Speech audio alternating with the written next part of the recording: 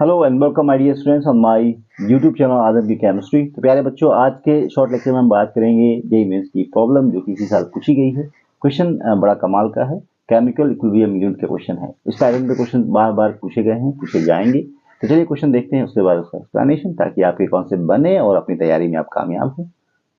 बेटा क्वेश्चन यहाँ जो पूछा गया है, टेम्परेचर टी कंपाउंड AB2 जो कि डिसोसिएट हो रहा है एज AB2 जो कि टूट रहा है AB में प्लस हाफ B2 में, हैविंग डिग्री ऑफ डिसोसिएशन जो कि x से रिप्रेजेंट किया गया स्मॉल कंपेयर टू यूनिटी, और यहाँ कंसीडर किया गया x की वैल्यू 1।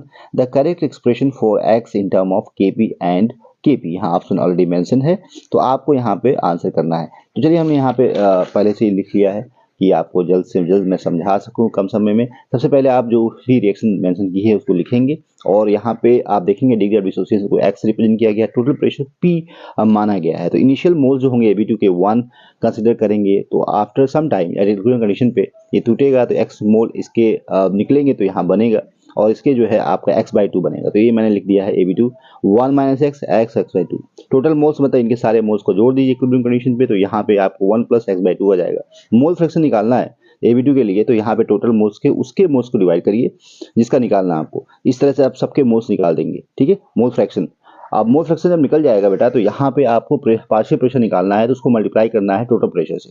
तो अब इनके जो भी है मोल इनके अगर आपको पार्शियल प्रेशर निकालना है, तो इसको पूरे मोल फ्रैक्शन को मल्टीप्लाई करेंगे टोटल प्रेशर से, तो आपको निकल जाएगा क्या है, पार्शियल प्रेशर।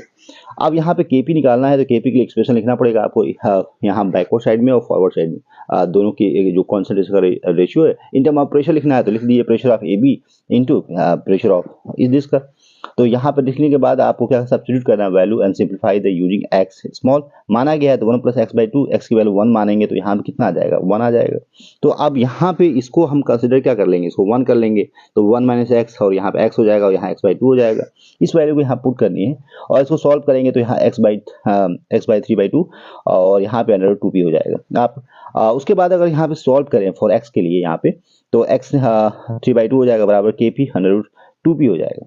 फिर x की वैल्यू यहाँ निकाल सकते हैं, पूरे का ये हो जाएगा, और आंसर आपको मिल जाएगा जो कि ये होगा। देखिए आंसर आपको क्या मिलेगा, third one is correct answer for this question. I hope आपने इस प्रॉब्लम को समझ लिया है। इसी तरह की प्रॉब्लम को देखने, समझने और अपनी तैयारी को मजबूत बनाने के लिए आप मुझे यूट्यूब पेज पे फॉलो कर सकते हैं, इसका नाम है आजम की chemistry. Thank you very much.